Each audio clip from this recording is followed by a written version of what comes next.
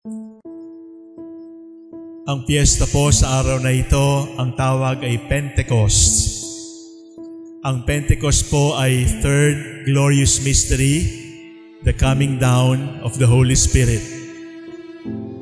Pentecost is an event that happened 2,000 years ago.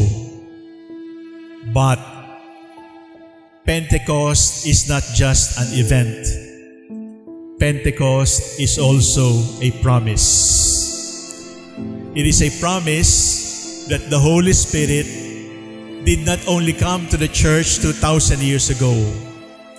It is a promise that the Holy Spirit continues to visit the church, continues to stay in the church, and continues to work in the church. 2,000 years ago, ang kanilang sitwasyon, natatakot sila, pinagbabantaan sila. 2,000 years ago, ang kanilang sitwasyon, nalulungkot sila kasi wala na ang Panginoon. But the Holy Spirit continues to work. At ngayon, mga minamahal kong kapatid, sa sitwasyon ng COVID-19 na buong mundo ay humaharap, ano ang kailangan natin mula sa Espiritu Santo na kailangan dahil sa COVID-19 na ating pinagdadaanan? 3 F po para matandaan ninyo. Ang unang F ay fear. There are 3 demons affecting us right now. The whole world. The first is the demon of sadness. The second is the demon of anger. And the third is the demon of fear. Sadness because many have died. Sadness because we are not normal. Sadness because many are sick. Sadness because many are jobless and many are hungry. Kapag ikay nalulungkot, pwede kang umiyak. Mababawasan yung lungkot. Anger. Kung ikay nagagalit, sumigaw ka. Kung ikay nagagalit, punching bag mo. Kung ikay nagagalit, saktan mo, saksakin mo, suntukin mo. Nababawasan yung ating galit. Mali yun. Huwag niyong gagawin yun. Pero, yan ang outlet ng ating galit. But sadness and anger are not like fear. You know why? Because if you have fear and you cry, you're still afraid. If you have fear and then you shout, you're still afraid. In other words, there is no outlet for fear. Sadness, there is an outlet. Anger, there is an outlet. But for fear, we get paralyzed. With fear, we do not know what to do. With fear, we hide. So how shall we face our fears? Only one, my dear brothers and sisters. Name it. Name your fear. Because if you name your fear, you will be able to endure it. The fear will not disappear. But if you name your fear, you will know the enemy. And because you know the enemy, you will be better prepared to handle. Name your fear. Takot kang mamatay. Takot kang maloko. Takot kang magkasakit. Takot kang maiwan. Takot kang mag-isa. Takot kang magutom. Takot kang masagasaan. Takot kang mahuli ng pulis. Takot kang mabasa sa social media. Marami tayong takot. But name your fear. Because when you name your fear, you are already one step forward in fighting it. Name your fear. So today on Pentecost, we ask the Holy Spirit, Lord, help us to name our fears. We might not be able to remove the symptoms. We might not be able to remove the causes. But at least, Lord, name our fears for us. Because when we have the truth will take care of our fears. The second F is focus. So fear, focus. Anong ibig sabihin ko ng focus? There is right and there is wrong. Focus kasi ngayon, litong-lito na tayo. Pwede nang okay ang kasinungalingan. Pwede nang okay ang pumatay. Pwede nang okay ang magnakaw. At hindi lang po yun. Yung mga nagsasabi ng totoo, pinagtatawanan. Yung mga nagsisikap sumunod sa utos ng Diyos, ay nahihirapan. There is good, there is evil, and we are getting confused. Imagine niyo ang ating pinag-aralan nung high school. Diba sa kuryente, merong positive, merong negative. Kapag meron kayong kuryente at pinagsama nyo yung positive at saka negative, anong mangyayari? Short circuit. Baka masunog pa. And that is what is happening to our world. We are interchanging good and evil. We are calling evil good, and we are calling good evil. Do you remember the book of Genesis? The Lord told our first parents, you can eat, you can touch all the trees, except the tree of the good and evil. Do not touch it. But our first parents touched the fruit of the tree of good and evil. And what happened? Confusion. What happened? Sin.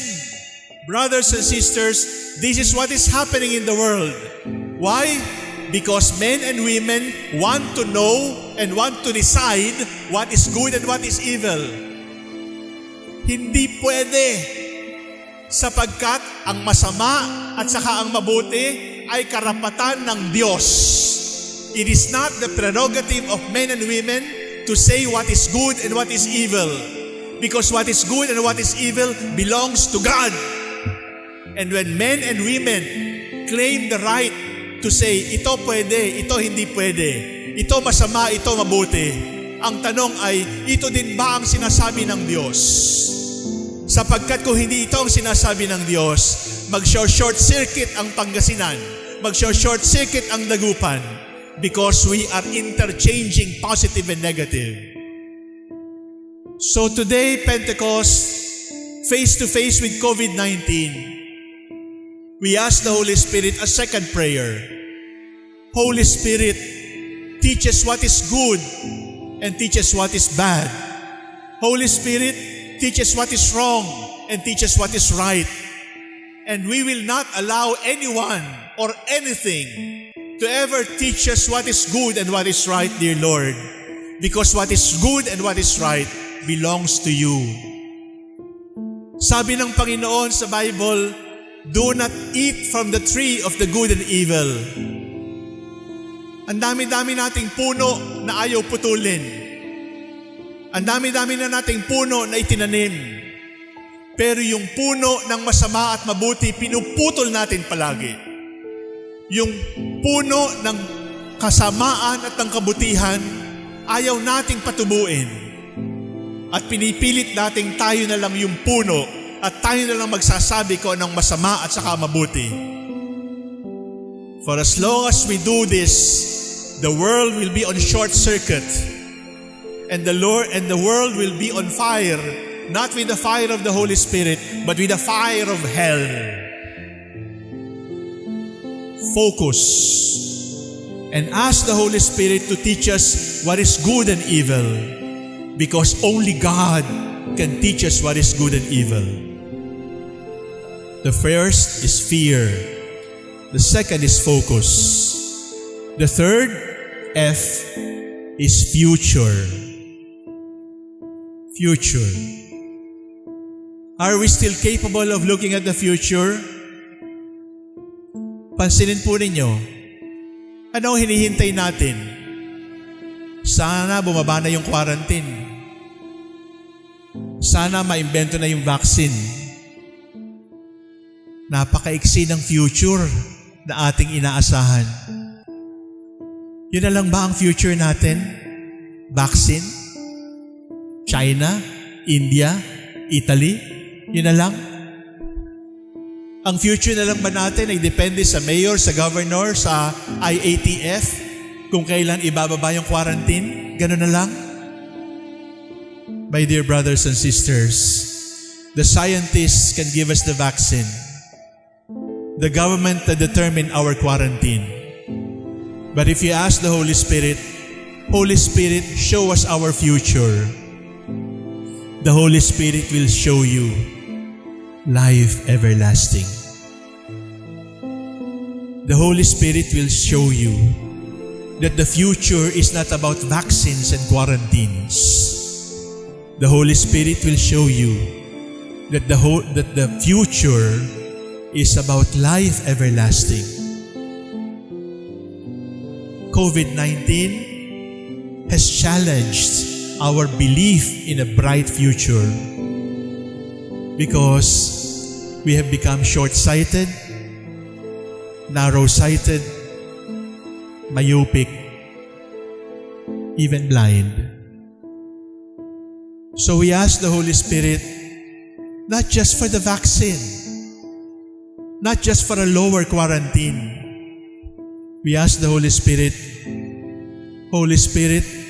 COVID has made us afraid. Help us to name our fears. Holy Spirit, COVID has caused our short circuit. We are getting confused with right and wrong. Holy Spirit, we look forward not just to a vaccine, but to life everlasting. Because the Holy Spirit, if you ask the Holy Spirit to come to you, will teach you. Ang pinakamasamang pwedeng mangyari sa iyo ay hindi mahawa. Ang pinakamasamang pwedeng mangyari sa iyo ay hindi mamatay dahil sa COVID. Ang pinakasamang pwedeng mangyari sa iyo ay magkasala. The worst that can happen to us is to fall out of the grace of God. The worst that can happen to us is eternal damnation instead of life everlasting. Holy Spirit, we are afraid. Name our fears for us, and we will be able to endure. Holy Spirit, we are confused and out of focus. Show us what is right and what is wrong. In spite of the surveys, in spite of the numbers, in spite of the votes, only you can teach us what is right and what is wrong. Not surveys, not popularity, not opinion. Holy Spirit, lead us into the future. Not just the future with vaccines and no more quarantine. Lead us into the future of life everlasting. Because the worst that can happen to us is not death or sickness. The worst that can happen to us is to live in sin. The worst that can happen to us is to go to hell. Holy Spirit, increase our hope, increase our truth, increase our faith. Holy Spirit, come.